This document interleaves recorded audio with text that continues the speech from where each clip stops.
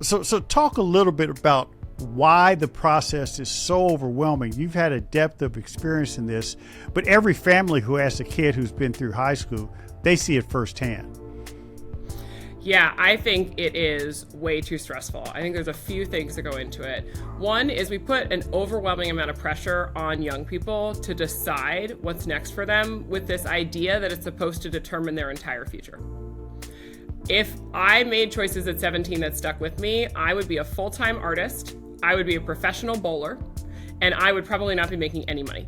It would not have been the right career path for me. And in fact, I'm able to pursue those things part-time because I have a career path that I'm passionate about, that I love, that gives me a sustainable life.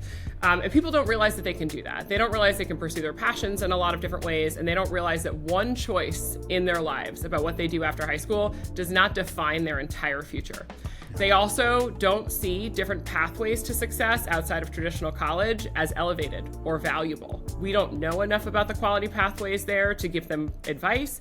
The people that they get guidance from aren't familiar what's happening in the labor market today.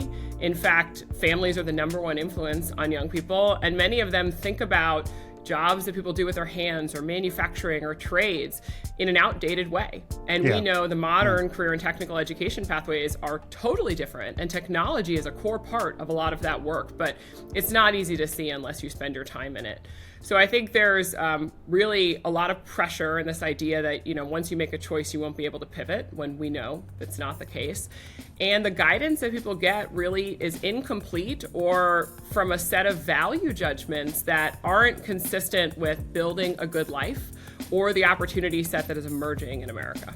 Yeah, and I think you're absolutely right. It's no doubt about it that there's this buildup if you're a student in high school into thinking, wow, I've got to decide what I'm going to do with the rest of my life. And it is couched in those terms, the rest of my life. Yes. And the reality is, especially today, more so than 20, 30, 40 years ago, but especially today, very little of the career paths of young people is linear. Thanks for listening to What I Want to Know. Be sure to follow and subscribe to the show on Apple Podcasts, Spotify, or your favorite podcast app, so you can explore other episodes and dive into our discussions on the future of education. And write a review of the show.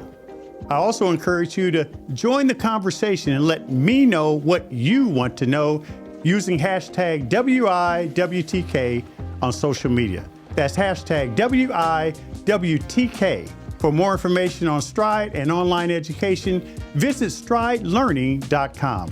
I'm your host, Kevin P. Chavous. Thank you for joining What I Want to Know.